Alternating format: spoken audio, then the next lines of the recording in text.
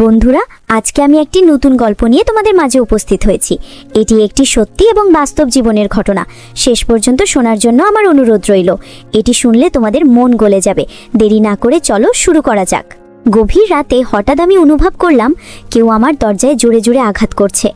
আমি ভেবেছিলাম হয়তো আমার স্বামী হবে, কিন্তু দরজা খুলে আমি দেখলাম আমার ভাসুর অত্যন্ত অদ্ভুতভাবে আমার দিকে তাকিয়ে রয়েছেন। আমি তখন নিজেকে বাঁচানোর জন্য দৌড়ে রান্নাঘরের দিকে চলে গেলাম।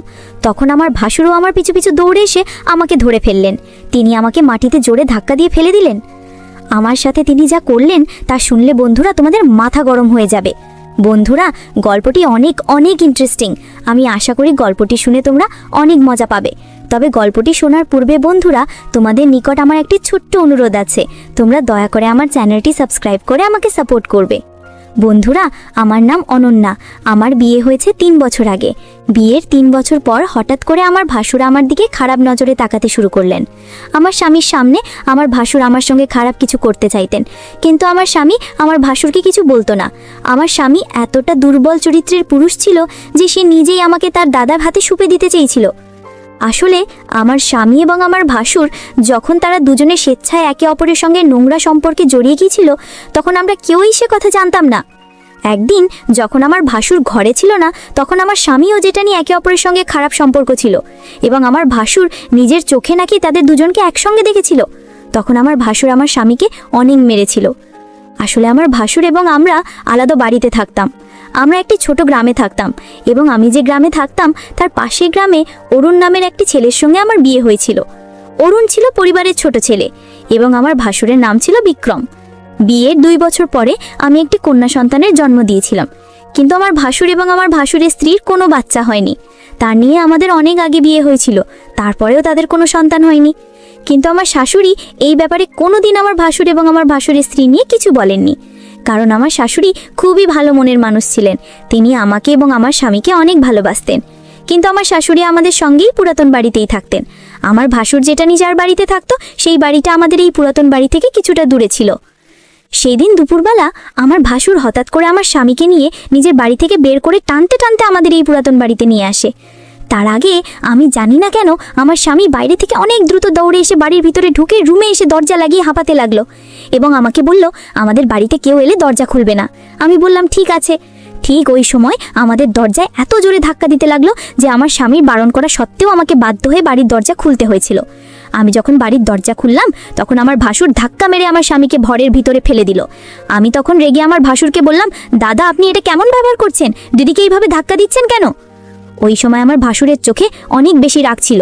তারপরে তিনি অনেক রেগে চিৎকার করে আমার স্বামীকে ডাক দিলেন। আমার স্বামী যখন তার ঘর থেকে বের হয়নি, তখন আমি ভাসুরকে জিজ্ঞেস করলাম, কি হয়েছে, আমাকে কেউ কিছু বলবে?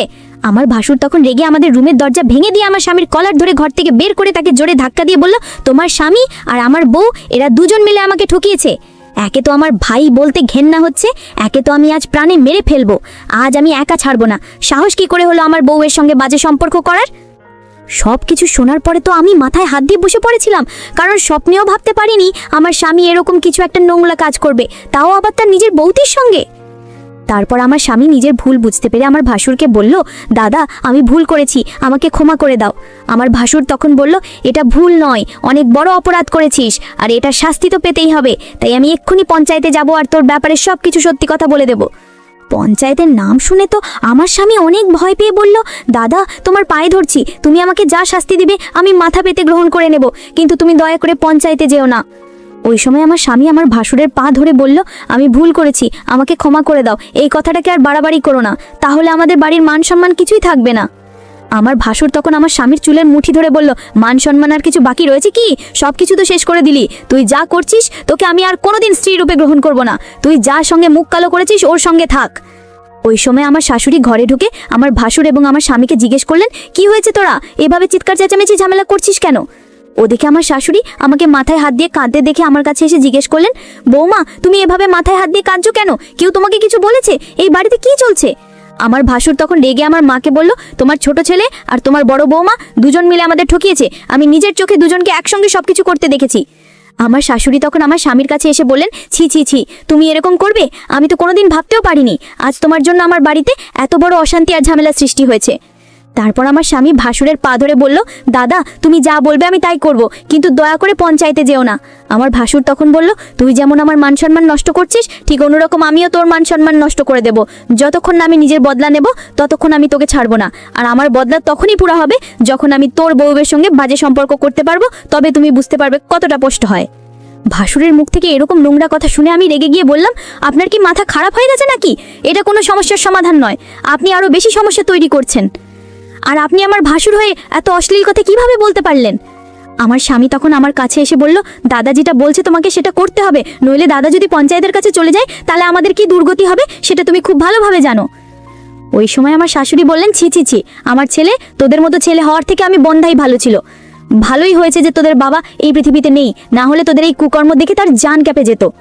আমি তখন বললাম, যা কিছু হোক না কেন আমি নিজের মান সম্মান নষ্ট করব না, তাতে আমার ভাসুর যা কিছু করুক না কেন, প্রয়োজনে আমি আমার নিজের জীবন ত্যাগ করে ফেলবো, কিন্তু তাদের ফাঁদে পড়ে আমি মরে গেলেও কোনো অশ্লীল কর্ম করব না। আমার ভাসুর তখন আমার স্বামীর কাছে এসে বলল, তুই নিজের বউকে ভালোভাবে বুঝিয়ে দে, আর তা না হলে আমি কিন্তু এক্ষুনি পঞ্চায়েতের কাছে যাব।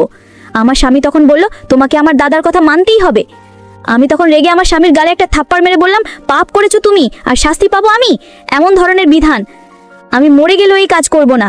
তোমার চরিত্রে দাগ আছে, কিন্তু আমি কোনোদিন আমার চরিত্রে দাগ লাগতে দেব না, আর এই জন্য আমাকে যা করতে হয় আমি তাই করব। আর তোমার মতো পুরুষের সঙ্গে আমার সংসার করা আর না করার সমান। তুমি কেমন স্বামী, নিজের স্ত্রীর মান সম্মান অন্য কারো হাতে তুলে দিতে চাইছো? সেই ভগবান যেন তোমার মধ্যে স্বামী আর অন্য কোনো মেয়ের কপালে না দেয়। আমি তখন আমার স্বামীর দিকে রেগে গিয়ে বললাম, শুধুমাত্র তোমার জন্য আজ আমাদের বাড়িতে এত অশান্তির সৃষ্টি হয়েছে, আর তোমাদের ভুলের জন্য আজ আমার মান সম্মান নিয়ে লোকে খেলতে চাইছে। তোমার এমন কি বাধ্যতা ছিল যার জন্য তুমি এত বড় একটা নোংরা কাজ করলে? আর পুরো দুনিয়াতে তুমি আমার স্বামীকে পেয়েছিলেন যে চাহিদা পূরণ করার জন্য। জি, তোমাকে আমি যতটা ভালো ভেবেছিলাম তুমি তার চাইতে অনেক বেশি খারাপ। আমার স্বামী নিয়ে একটা কোনায় দাঁড়িয়ে চোখের পানি ফেলছিল। তারপর আমি যখন কোনো মতে আমার ভাসুর এবং আমার স্বামীর কথা মানতে কোনোভাবেই রাজি হইনি, এবং আমার শাশুড়িও যখন আমার সপক্ষে ছিলেন এবং তিনি যখন এই কাজটা করতে বাধা দিলেন নিজের ছেলেদের, তখন আমার স্বামী ভাসুর জোর করে আমার শাশুড়িকে এবং আমার মেয়েকে একটা ঘরের মধ্যে বন্ধ করে দেয়। তারপর আমার স্বামী ভাসুরকে বলল, মাকে তো ঘরের মধ্যে বন্ধ করে দিলাম, এবার আমার বউয়ের সঙ্গে তোমার যা করার আছে তুমি করতে পারো। এটা বলে আমার স্বামী যখন ঘরের বাইরে চলে গেল এবং আমার ভাসুর যখন আমার দিকে এগিয়ে আসছিল, তখন আমি না পেরে আমার ভাসুরকে জোরে ধাক্কা দিয়ে দৌড়ে ঘর থেকে বেরিয়ে তাড়াতাড়ি করে পঞ্চায়েতের দিকে গিয়েছিলাম। আমার ভাসুর আমার পেছনে আমাকে ধরার জন্য ছুটে আসছিল। আমি কোনো রকমভাবে নিজের মান সম্মান রক্ষা করে তাড়াতাড়ি পঞ্চায়েতে এসে হাজির হয়েছিলাম। আমি ভেবেছিলাম পঞ্চায়েত আমার সঙ্গে ন্যায্য বিচার করবে, কিন্তু পঞ্চায়েতে আমাদের ব্যাপারে সব কথা শোনার পরে যা সিদ্ধান্ত নিয়েছিল সেটা শুনে তো আমার পায়ের তলা থেকে যেন মাটি সরে যাবার অবস্থা হলো। সব কিছু শোনার পরে পঞ্চায়েত আমার ভাসুরকে জিজ্ঞেস করলো যে সে কি চায়। আমার ভাসুর তখন জোর গলায় করে বলল, আমার ভাই যেমন আমার বউয়ের সঙ্গে বাজে কাজ করেছে, আমি ঠিক তার বউয়ের সঙ্গে এরকম কাজ করতে চাই, তবেই আমার সঙ্গে ন্যায্য বিচার হবে। পঞ্চায়েতে যিনি প্রধান ছিলেন তিনি তার সহকর্মীদের সঙ্গে কিছু আলোচনা করার পরে ঘোষণা করলেন যে আমার ভাসুর যেটা বলছেন সেটাই হবে। ওটা শোনার পরে তো আমি পঞ্চায়েতকে বলেছিলাম, আপনারা এটা ঠিক করছেন না, আপনারা আমার সঙ্গে অন্যায় করছেন। আমার স্বামী এবং আমার ভাসুরের স্ত্রী ভুল কাজ করেছে, কিন্তু এটা শাস্তি আমি কেন পাবো? আমার সঙ্গে এত বড় পাপ কাজ আপনারা করতে পারেন না, তাই আমি পুলিশের কাছে যাব, কিন্তু আমার সঙ্গে এত বড় অন্যায় আমি কোনো মতেই হতে দেব না। সবকিছু আমি জেনে নেব। পঞ্চায়েত কিন্তু আমার সঙ্গে কোনো উপকার করলো না, কিন্তু এরপরে জানি না কি হয়েছিল। ওদিকে আমার ভাসুরের স্ত্রীকে শাস্তিস্বরূপ পঞ্চায়েতের প্রধান এবং তার সহকর্মীরা পঞ্চায়েতের ঘরে তাকে বন্দি করে রেখেছিল। আমি যখন পঞ্চায়েতের আদেশ মানতে রাজি হয়নি, তখন পঞ্চায়েতের প্রধান বলে দিয়েছিল যে গ্রামের কোনো মানুষ যাতে আমাদেরকে সাহায্য না করে, গ্রামের কোনো দোকানদার যাতে আমাদের কাছে কোনো জিনিস বিক্রি না করে, এমনকি গ্রামের যে টিউবওয়েল থেকে আমরা জল তুলে আনতাম সেটাও আমাদেরকে বারণ করে দিয়েছিল। আসলে আমাদের গ্রামের মানুষেরা পঞ্চায়েতের প্রত্যেকটা আদেশ খুব ভালোভাবে মেনে চলত। তাছাড়া আমাদের কাছে আর কোনো উপায় ছিল না। পুলিশের কাছে কেউ ভয়ে যেত না, কারণ পঞ্চায়েত যখন জানতে পারত যে কোনো মানুষ তার বিচার সালিশ করার জন্য পুলিশের কাছে গেছে, তখন তাদের সমস্ত সুযোগ সুবিধা পঞ্চায়েত বন্ধ করে দিত। তাই গ্রামের মানুষ ভয়ে পুলিশের কাছে যেত না। গ্রামে কোনো বাড়িতে কোনো কিছুর অসুবিধা হলে সেটা পঞ্চায়েত মীমাংসা করত। এমনকি কেউ যদি পুলিশের কাছে যেতে চাইতো তাহলে পঞ্চায়েত তাকে কঠিন শাস্তি দিত।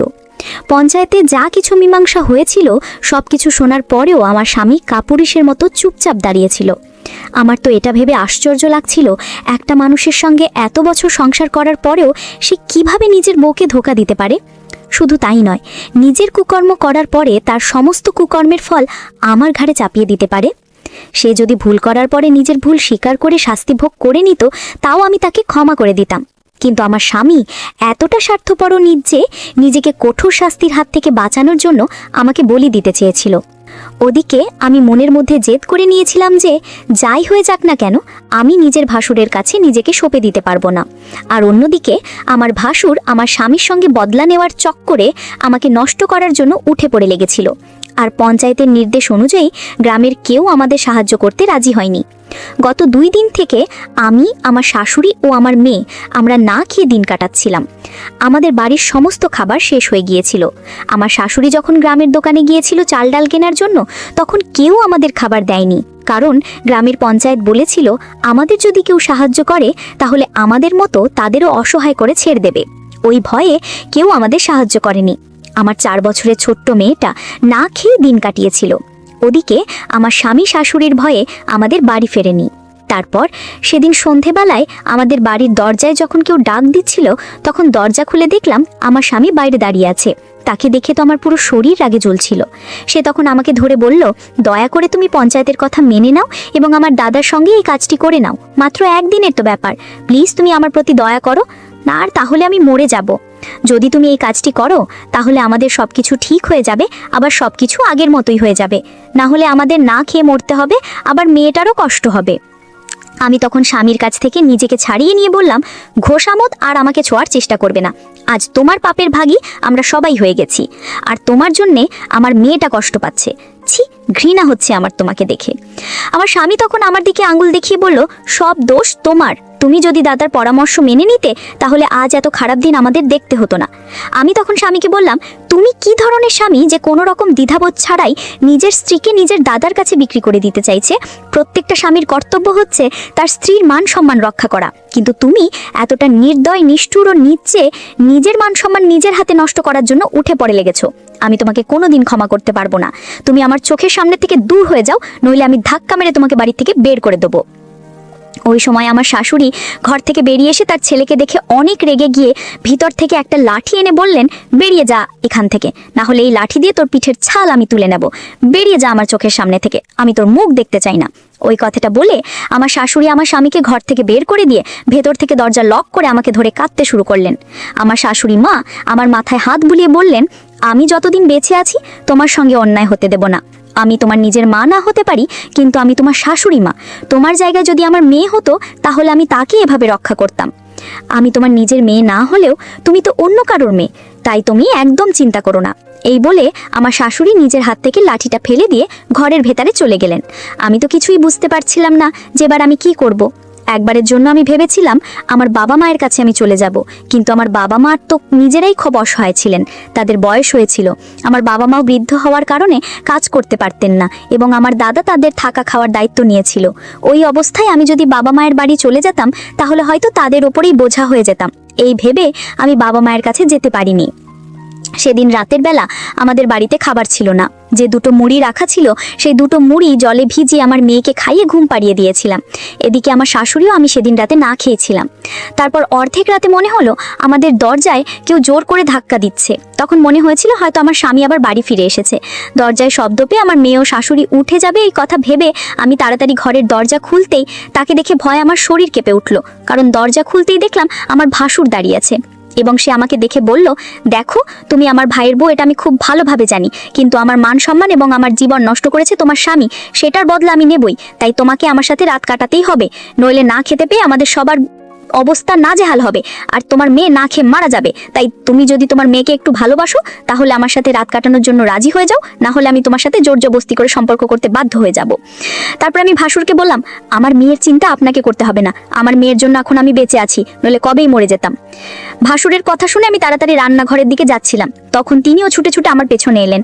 আমি বুঝে গিয়েছিলাম যে তিনি যেভাবেই হোক আজকে আমার সাথে খারাপই করে ছাড়বেন। আমি অনেক চিৎকার চেঁচামেচি করার পরেও কেউ আসছিল না, কারণ গ্রামের সবাই আমাদেরকে বয়কট করেছিল। কারণ আমি পঞ্চায়েতের বিচার মেনে নিইনি, এই কারণে গ্রামের সবাই আমাদের প্রতি বিরূপ ছিল।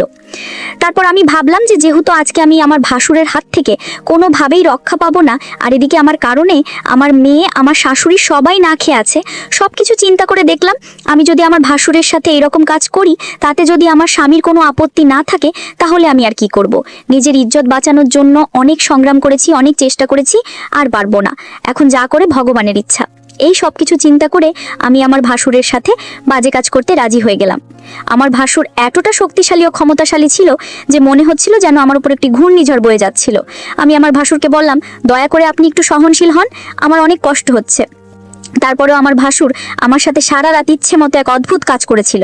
মনে হয় অনেকটা রাগে আমার সাথে এরকম করেছিল। তারপর আমার ভাসুর শান্ত হয়ে সবকিছু মেনে নিয়েছিল।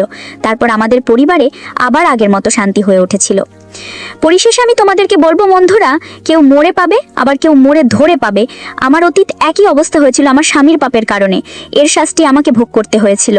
বন্ধুরা, আমি তোমাদের কি বলবো, হয়তো তোমাদের জীবনেও আমার মতো এরকম ধরনের ঘটনা ঘটতে পারে। তাই আমি তোমাদেরকে বলবো, তোমরা অবশ্যই এই পরিস্থিতিতে সাবধানতা অবলম্বন করার চেষ্টা করবে। বন্ধুরা, আজকে এই পর্যন্তই। আবারও আসবো তোমাদের মধ্যে নতুন কোনো ভিডিও নিয়ে।